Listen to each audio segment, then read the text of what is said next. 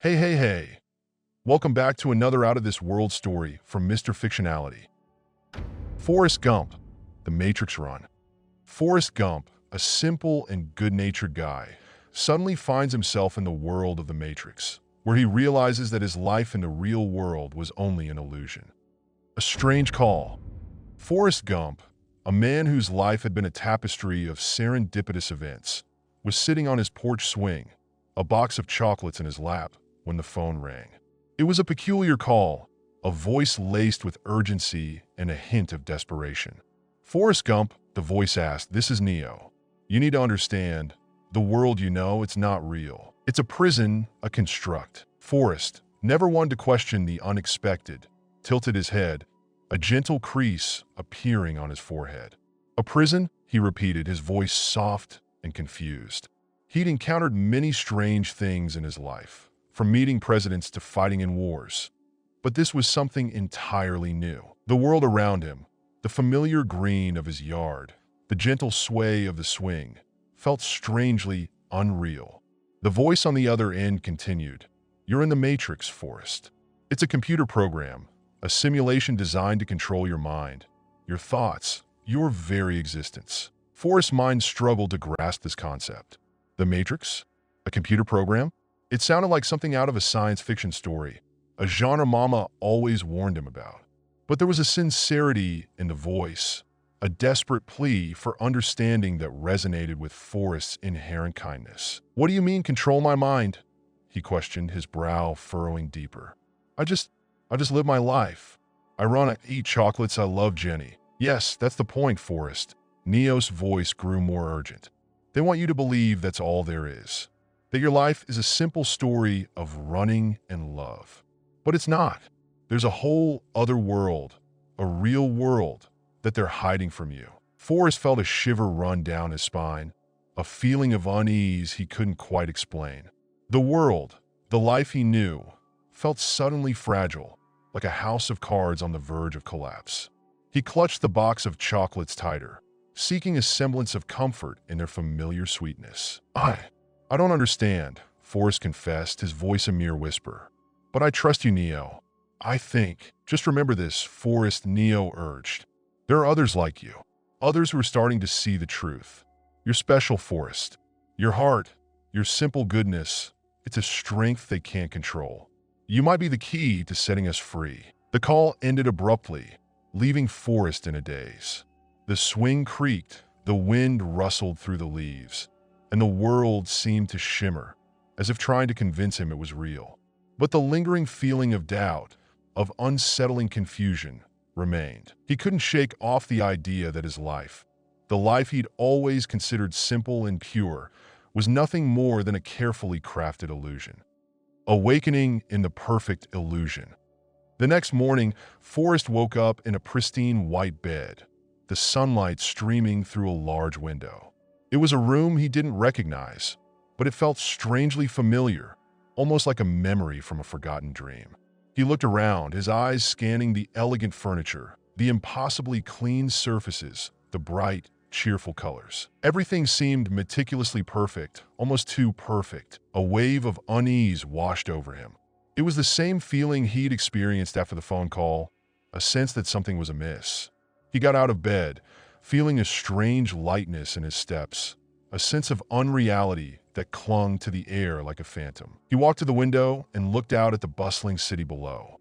Towering skyscrapers, sleek cars, people with flawless smiles. It was a picture of prosperity and order. But something about it felt off. It was like a painting, beautiful and detailed, but lacking depth and warmth. Forrest's mind, though simple, was sharp. He instinctively recognized the disconnect between this flawless facade and the genuine warmth he felt for his friends and family in his real life. He remembered Bubba's laugh, Lieutenant Dan's fiery spirit, and Jenny's melancholic gaze. He needed to find something, anything, to test the reality of this world. He remembered a feather, a pivotal moment in his own life, a symbol of a world beyond what he previously knew. He started searching for feathers, believing they might hold the key to understanding this strange new world. He walked down the pristine white hallway, noticing the subtle glitches in the environment. A seemingly random poster, a slight flicker in a light, a piece of dialogue from a passerby that was slightly out of sync. His heart started to race, his mind struggling to piece together the fragments of Neo's warning. This world, this perfect world, wasn't real. It was a lie. Meeting the ones who know. Forrest wandered through the city, his heart a drum of confusion and apprehension. He searched for answers, for a sign, anything that would guide him. And then he saw them. Two figures, standing in the middle of a crowded street, somehow standing out from the uniform perfection of the surrounding people. One was a young man with intense eyes and a determined jaw, the other a woman with fiery red hair and a look of quiet power. It was Neo and Trinity. Forrest, Neo greeted him with a relieved smile. "We've been expecting you." Trinity's eyes, sharp and watchful, studied him intently. "You're the one Neo spoke of," she said, her voice low and husky. Forrest, overwhelmed by the sudden appearance of these strangers, managed a hesitant smile. "Hello," he said, his voice barely a whisper. I don't understand. What's happening?" Neo and Trinity led him to a safe house, a hidden haven amidst the sterile cityscape. There, amidst the flickering light of computer screens and the low hum of machinery, they began to explain the truth of the Matrix. "This world, Forrest," Neo explained, "it's not real. It's a virtual reality, a dream created by machines to keep humanity enslaved. We're a resistance, a small group fighting to break free." Trinity elaborated. "The machines harvested our energy to sustain themselves. They created this simulated world to pacify us, to keep us from realizing the truth. We are trapped in a dream, Forrest, and you're one of the few who's starting to wake up." Forrest listened intently, his mind absorbing the information slowly, like a sponge soaking up water. He understood the basics. This world was an illusion. Humanity was trapped, and he was somehow involved. "But why me?" he asked, his voice filled with confusion. "I'm just Forrest. I'm not special." Neo smiled, a flicker of understanding in his eyes. "You are special, Forrest. You have something they lack, a pure heart, a connection to your own intuition.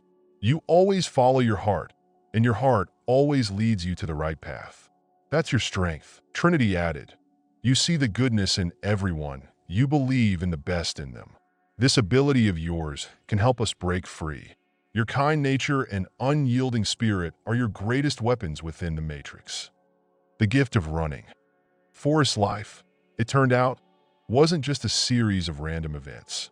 His experiences, his unwavering optimism, his ability to run, all of it was now a valuable asset in this bizarre new reality. "You're running, Forrest," Neo explained. "It grants you an exceptional speed and agility within the Matrix. You can move faster, dodge attacks in ways others can't imagine. It's like a glitch in the system, a side effect of your connection to the real world." Forrest took a hesitant step, feeling a surge of energy, a newfound lightness in his body. He started running, his feet moving with an unfamiliar speed, his movements fluid and graceful. He could feel the Matrix struggling to keep up with him, the virtual world flickering and lagging behind him. "It's like my legs just never get tired," he said, breathless with surprise. "That's because they don't," Neo said, a grin spreading across his face. "You're not bound by the same limitations as others in this simulation." They began training him, teaching him the peculiar rules of this virtual world. He learned about agents, the powerful programs designed to maintain the illusion, to ensure that anyone who dared to question the Matrix would be swiftly suppressed. He learned to anticipate their movements, to sense their presence through the subtle glitches in the environment, a skill that came naturally to him through his life experiences. A game of intuition. One day, while on a mission to retrieve a vital piece of code, Forrest found himself face-to-face with Agent Smith, the most formidable of the agents. Smith, a cold, calculating entity, loomed over him, his features distorted by a chilling malevolence. "Forrest Gump," Smith sneered, his voice a monotone hiss. "Your simple existence is a glitch in our perfect system. You shall be removed." Forrest, instead of panicking, felt a surge of calmness. He remembered the countless hours he'd spent playing video games with his friends, hours of trial and error, of intuitive decision-making.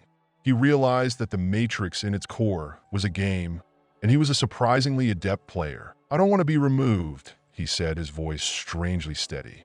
"I just want to run." Smith chuckled, a chilling sound that echoed in the virtual space. "Run? You cannot escape the Matrix, Forrest." Forrest, instead of fighting directly, began to move in a seemingly random pattern, mimicking the chaotic, unpredictable movements of a child playing tag. He dodged Smith's attacks, his steps weaving through the virtual environment, his movements defying any logical pattern. Smith, used to facing highly trained and calculated fighters, found himself struggling to predict Forrest's next move. Forrest's unpredictable movements were disrupting the Matrix's ability to maintain its order. Using his intuition, Forrest manipulated the glitches in the Matrix, exploiting its programming errors. He pulled opponents into walls which usually would not allow anything through, his body momentarily phasing through objects to avoid attacks. It was like a dance, a chaotic and unexpected ballet that confounded the system. Smith, frustrated by Forrest's unusual abilities, grew increasingly agitated. His attacks became wilder, more desperate, but Forrest continued to evade him, his movements a whirlwind of unanticipated steps, like a child playing hide-and-seek. Finally, with a surge of energy, Forrest made a sudden, improbable leap, landing directly behind Agent Smith. He grabbed Smith's arm and spun him around. Then, with the strength he'd honed from his years of running, he shoved the agent through a shimmering wall, sending him back into the depths of the system. The other agents hesitated, taken aback by the unexpected defeat of their leader. They hadn't anticipated such a simple, yet profoundly effective strategy. Forrest's naivete was his weapon. The Awakened Ones, inspired by Forrest's unconventional but successful methods, other Awakened Ones, individuals who also felt a dissonance with the perfect yet empty nature of the Matrix, began to seek him out. They were a disparate group, a disillusioned artist who couldn't create anything meaningful, a lonely programmer longing for human interaction, a frustrated athlete whose skills were limited by the Matrix's design. Forrest, in his gentle, inclusive way, welcomed them, sharing Neo and Trinity's teachings. He created a team, a loose collection of individuals who found solace in each other's shared experience. They realized that their unhappiness within the Matrix was a symptom of their awakening, a signal they were connected to a world beyond the imposed illusion. They began planning, formulating strategies to disrupt the Matrix's control, to sow seeds of doubt and awareness in the minds of those still trapped in the illusion. They discovered that their unique experiences translated into surprising strengths within the Matrix. The artist's unique way of seeing imperfections translated into identifying glitches in seemingly perfect environments. The athlete's frustration with his physical limitations drove him to develop unorthodox combat strategies, and the programmer's discontent with repetitive tasks spurred him to identify weaknesses within the Matrix's code. Together, they became a collective force, a catalyst for change. They began spreading subtle messages within the simulation, a distorted image on a billboard, a cryptic phrase whispered in a crowded street, a misplaced object in a virtual shop. These minor deviations were like cracks in a perfectly polished mirror, disrupting the illusion and slowly awakening the minds of those around them. The search for Jenny. Forrest's heart, however, remained focused on one specific mission: finding Jenny. He'd seen glimpses of her in the virtual world, fleeting glimpses that fueled his desire to reunite with her. "She's here, Forrest," Neo confirmed, his voice full of cautious hope. "But she's still trapped within the delusion. She doesn't know anything about the Matrix." Forrest's heart ached. The thought of Jenny living in this perfect but hollow world filled him with a deep sadness. He had to find her, help her see the truth, bring her back to the real world where their love could blossom without the constraints of the Matrix. He started a search, a quest that took him through forgotten corners of the virtual world, through hidden passages and shadowy alleys, driven by an unwavering determination. He followed subtle hints, snippets of conversations, familiar melodies, anything that might lead him to her. His search took him through a series of adventures.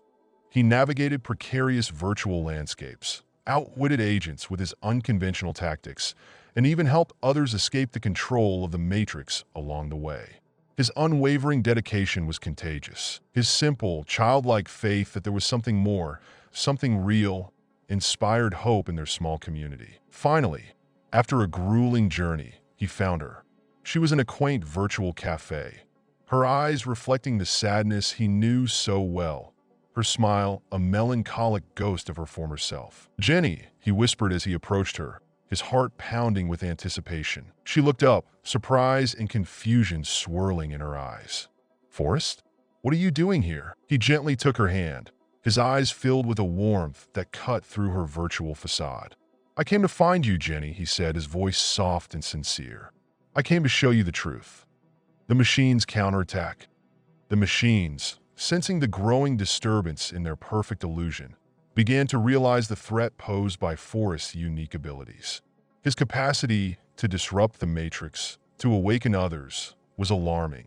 They decided to eliminate him. A new wave of agents, more powerful and relentless than the first, descended upon Forrest's team. The machines realized they couldn't predict Forrest's unique and unorthodox approach. They needed to shut him down before he could cause any more problems. Panic surged through the rebels. They had never faced such a powerful and coordinated attack. Forrest, however, remained calm, his mind filled with the same serenity that had always guided him through life's uncertainties. Neo and Trinity, realizing the danger, devised a plan. They decided to lead the agents away from their hideout and draw them into a virtual trap, buying time for Forrest and the rest of the team to escape. It was a perilous plan, but it was their only hope. They led the agents on a relentless chase through the city's virtual labyrinth, pushing the Matrix to its limits. The agents, caught in their pursuit, began to notice errors in the code. Their movements became clumsy and inaccurate. They were not designed to handle such a level of chaotic destruction. Meanwhile, Forrest and the rest of the team escaped to a hidden server room, a place where the Matrix's code was exposed, its vulnerabilities laid bare. They knew it was their last chance. The choice of liberation. In the heart of the server room, surrounded by the blinking lights of complex code, Forrest faced a formidable decision. The machines, enraged by his continued defiance, attacked the server room. He could stay within the Matrix, within the illusion, with Jenny by his side. The system could be manipulated to give them endless happiness, a virtual paradise where they would never be separated. But this was not the freedom he sought. This was not the real world. He remembered his mother's words, the messages of hope and love that she had filled his heart with. He remembered how he had run countless miles, defying all odds, not for comfort or safety, but for possibility. His heart spoke to him, urging him to break free, to choose the unknown, the real world, even if it meant potentially losing Jenny in the process. He believed a real life, with its struggles and joys, was worth more than a forever in a perfect but lifeless copy. With a newfound clarity, he made his decision.